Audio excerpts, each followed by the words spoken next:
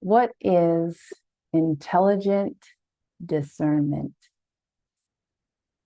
This is kind of what I want to address today with everything that's going on in the world that kind of started off this year with a bang. Where for some people, it can feel like, holy crap, maybe an overwhelm, a sense of overstimulation. Maybe it feels chaotic. Maybe it feels really turbulent, emotional, whatever it is, uncomfortable. I want to go through a little bit each of the chakras and how you might think about intelligent discernment. When I think of discernment, I think of it as a aspect of clarity. And clarity is like if you're swimming in the ocean and the water is really murky, right? That's the opposite of clarity. But when you have like a really sunny, clear day and you can see underwater for miles and miles away, or even on land on a sunny day, you can see for miles and miles. That is what I would say is a physical, tangible experience of clarity. And you can see very clearly structures that are there, structures that aren't there. Whereas if it was in a foggy, stormy situation or a snowstorm, it's much harder to make out what those shapes or things are out in the farther distance. So from clarity, discernment is this aspect of being able to curate what you are seeing in those moments of clarity that specifically helps your highest, brightest purpose, your dharma or a dharma you're serving, the truth.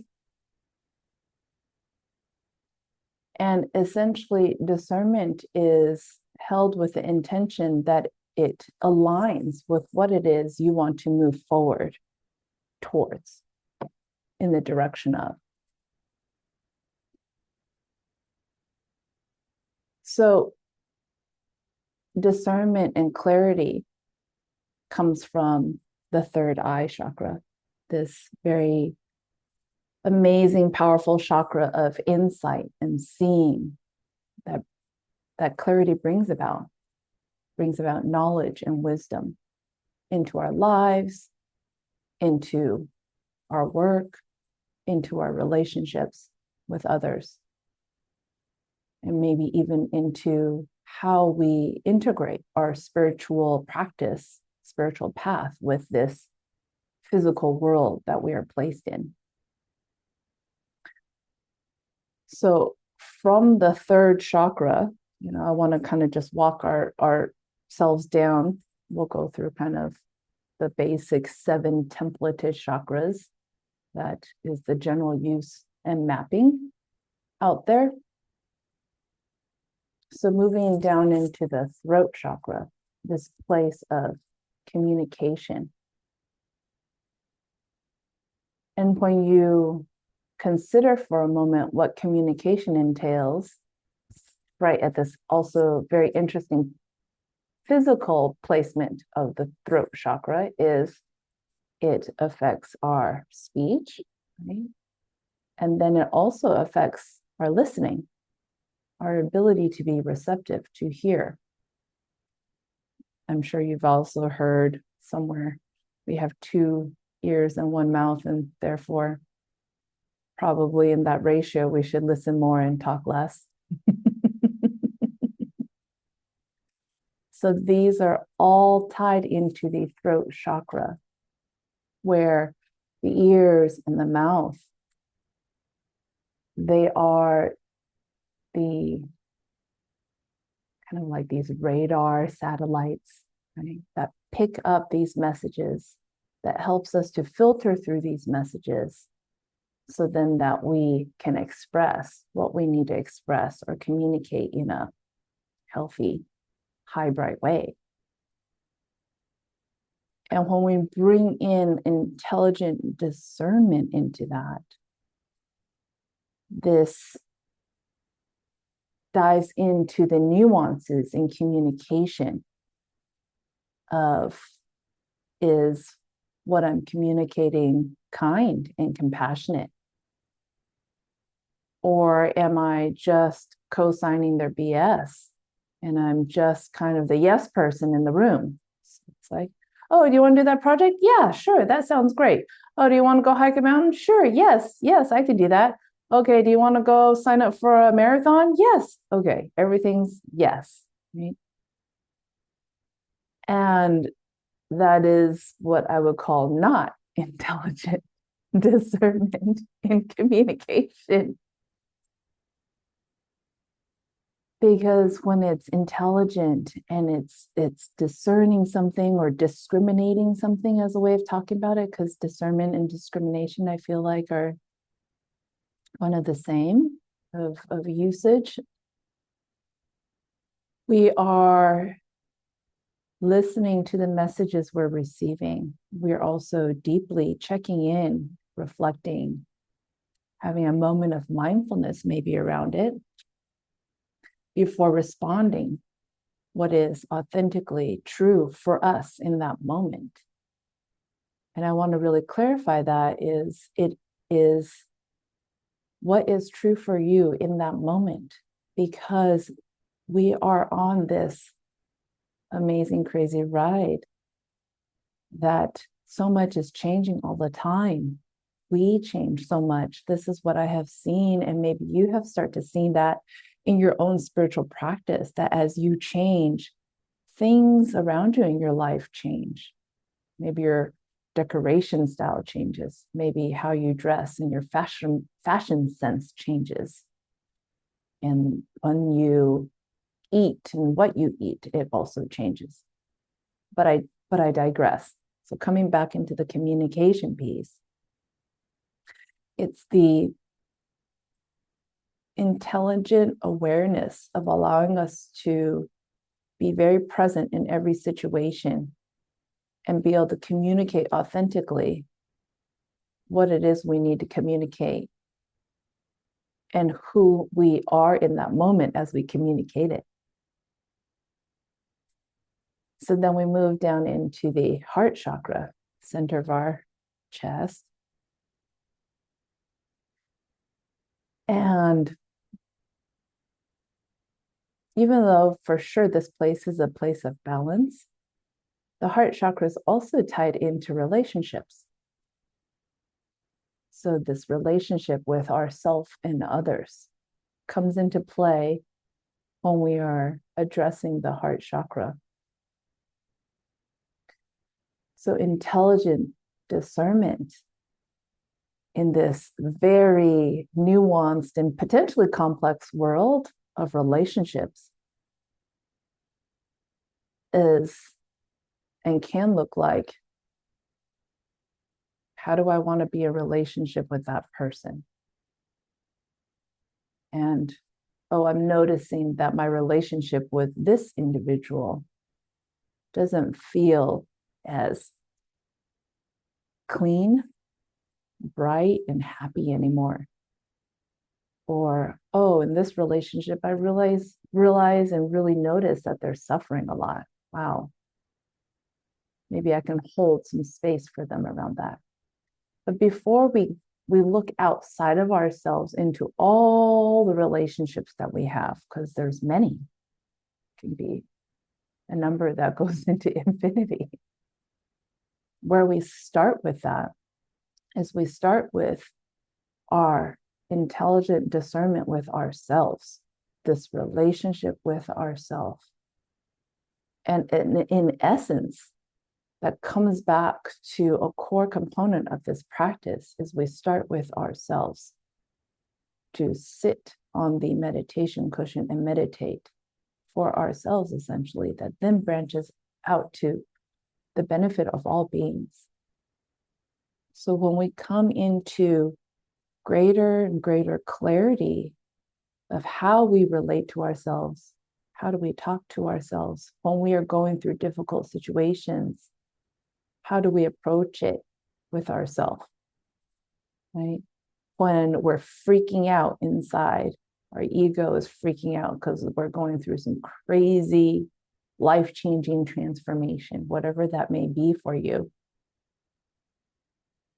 Is our relationship with ourselves like a military drill sergeant, yelling, screaming in your face, maybe being a little bit verbally abusive and aggressive? Or is your relationship with yourself during very intense, transformative times something more like an older loved one, holding your hand, soothing and comforting yourself? Like, it's okay. I know this is super scary, but we can do this. Is it encouraging? Is it supportive? Is it loving and kind?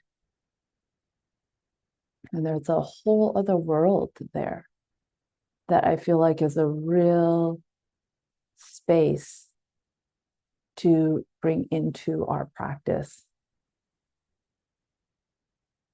Then as we continue down, right below our belly button, a few inches, is our navel chakra, place of power. Why do they say that? Essentially, what I have discovered, because one of my loves is martial arts, and they always reference move from your place of power. They don't say it that way. They say move from your center.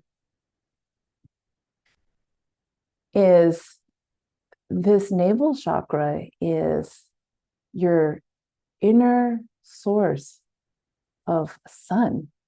It's like your power source. You have the sun out there in the constellation and in astrology, right? That sources this aspect, this area of the universe.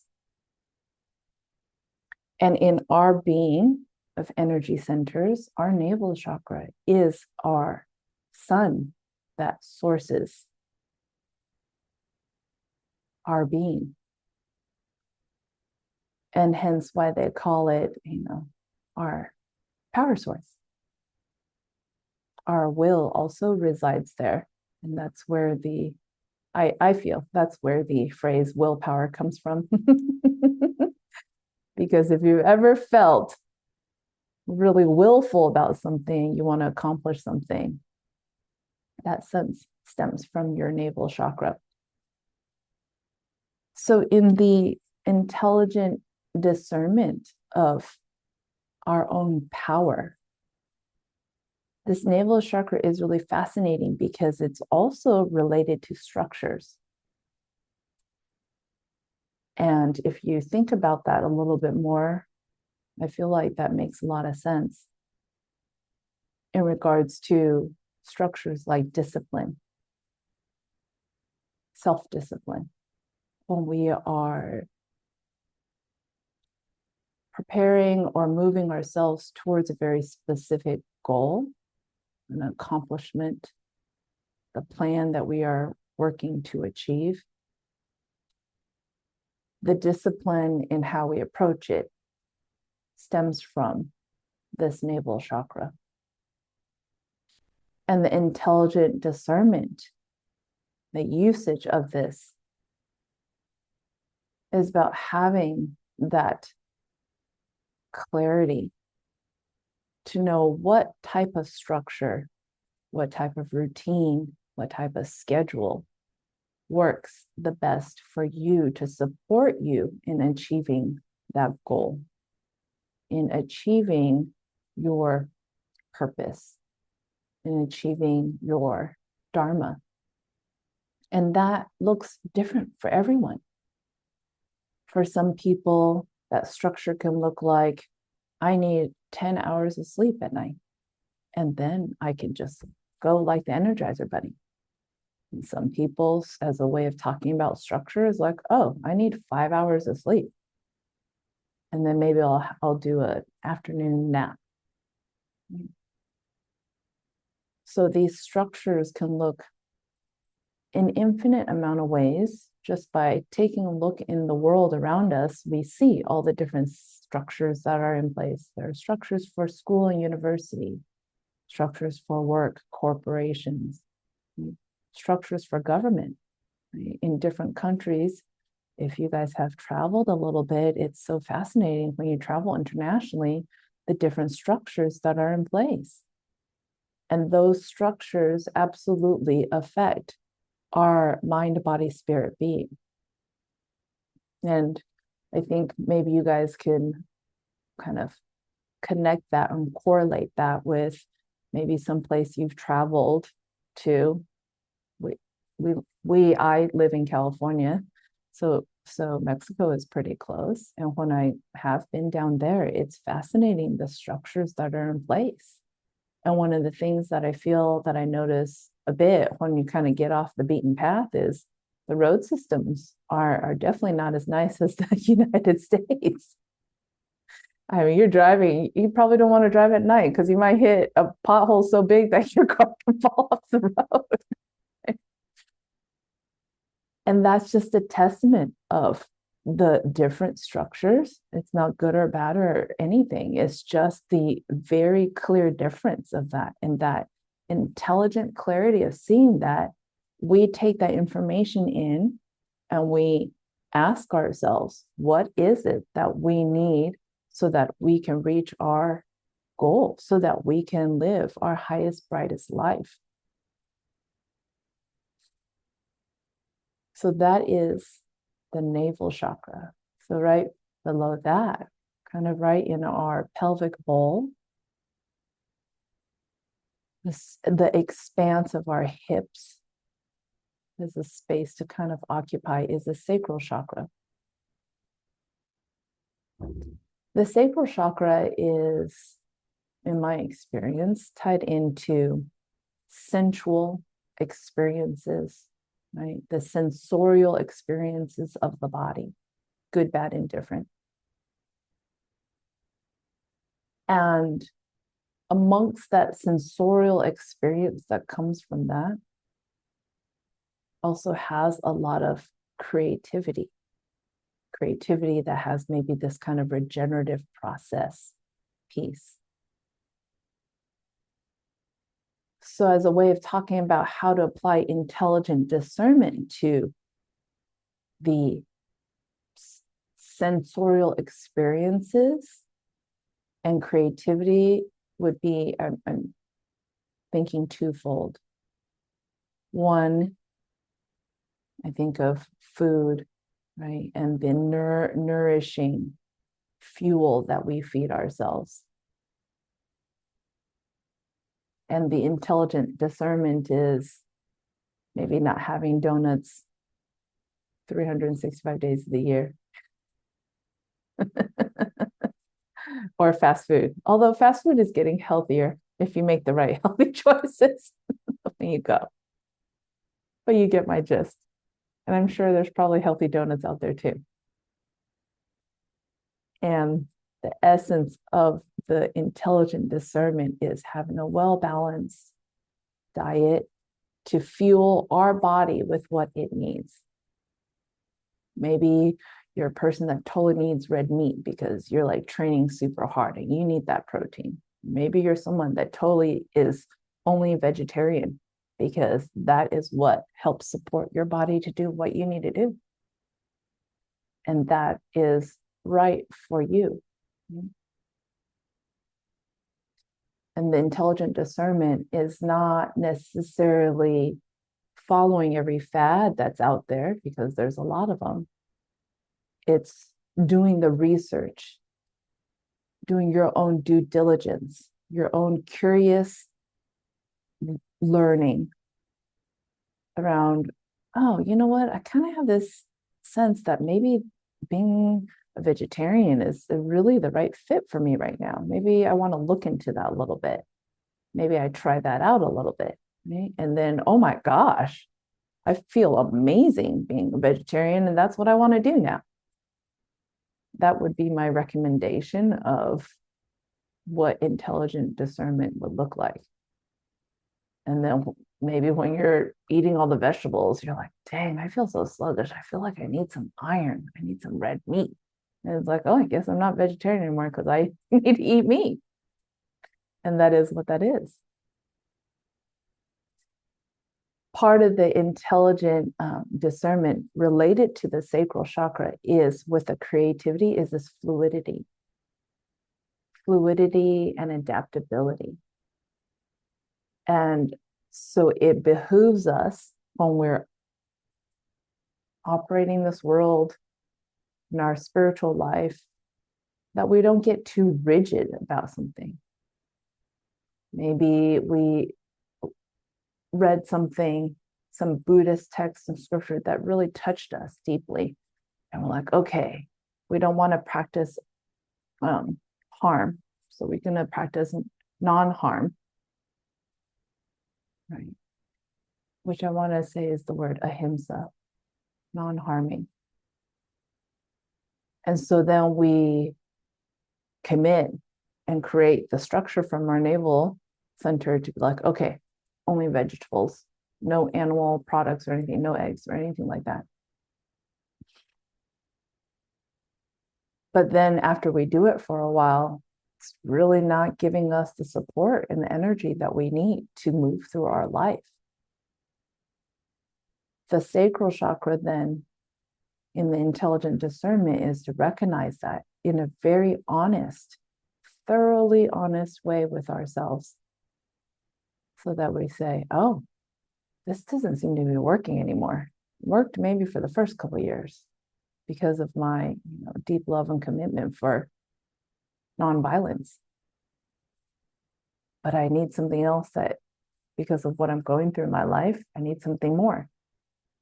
And the sacral chakra is the ability for us to be fluid and adaptable to what it is we need within those structures we've maybe created for ourselves, within the self-discipline we have created for ourselves. So then the last one, going downward, we'll come back up to the crown, is the root chakra, right at our tailbone. And the root chakra is, maybe you experienced this in the beginning when we did our tune-in, has this aspect of grounding. But if you think of grounding, this is, if we're seated on the earth ground, what does it provide? It provides support. So as another way of thinking about the root chakra, it's this supportive mechanism supporting our being to do what it needs to do in life. So intelligent discernment is recognizing what supports us. Is it supporting my spiritual practice and study to not sleep and go to crazy rave parties and then not really have, a working job to pay for my means? And then all of a sudden, oh my gosh, it's like these structures, are those supporting? And none of those things are bad. You can do all that stuff. But are those structures supporting what it is that you want to do in your life? I mean, maybe you want to be an awesome DJ at rave parties, and that's what you do. You do go to all the rave parties because you are DJing and you make a crap ton of money, and that is your day job. Awesome. Right? So no one thing is a bad thing. That's why it's a little bit difficult to give good, bad examples, because that's not what it's about. Please hear that in this intelligent discernment piece. Recognize that no one piece is a bad thing. Is it bad? And is in the way that it's misaligned with what it is you need, what it is that's right for you. That's how it could be perceived as quote unquote bad. When it's out of alignment and brings us out of alignment, out of balance with ourselves, then I would call that bad or not healthy, unbalanced. So the last one, we come back up to the top, kind of right in the back of where our head is sloping, back of our skull, a little bit floating above that is our crown chakra. And the crown chakra tied to many things. I think of spirituality. I think of enlightenment. I think of our connection with eternity. But also, the crown chakra is related to a sense of purpose, our own personal dharma. And for the infinite permutations out there of what you can do for work and make money off of, which is incredible nowadays with technology, the crown chakra intelligent discernment aligns us to what is our purpose in this life, in this current life that we're living, with the current resources that we have around us, with the current access that we have, mobility and capacity and potential, all that stuff relates to the crown chakra's discernment. So I guess my intention for sharing today's talk is really to give you guys recognition into what you have access to through your third eye chakra that can be applied to every aspect of your life and your being. And what that might look like is an intention and an ask. So if you're wanting to have some more clarity about something, some aspect in your life, it's the intention of like, okay, third eye, maybe tap it to be like, hello, please help me. And then ask the question.